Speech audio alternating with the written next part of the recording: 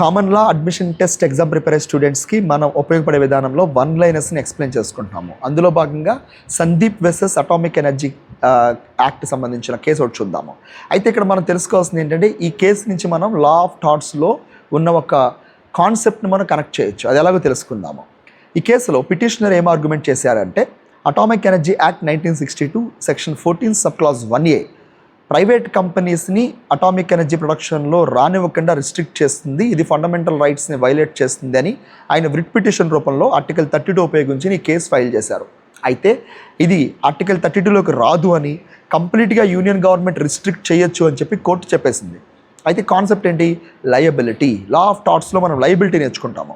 అక్కడ strict liability మరియు absolute liability నేర్చుకుంటాము. ఇక్కడ మనం పొల్యూటర్స్ పే ప్రిన్సిపల్ ఒకటి నేర్చుకోవాలి. పొల్యూటర్స్ పే ప్రిన్సిపల్ అనేది మనకి ఇండియన్ ఎన్విరో లీగల్ యాక్షన్ అనే ఒక కేసులో, Indian enviro legal action versus union of India 1996 కేసులో మనకి పొల్యూటర్ పే ప్రిన్సిపల్ వచ్చింది. ఎవరు లయబిలిటీయో వాళ్ళే పే చేయాలని చెప్పి.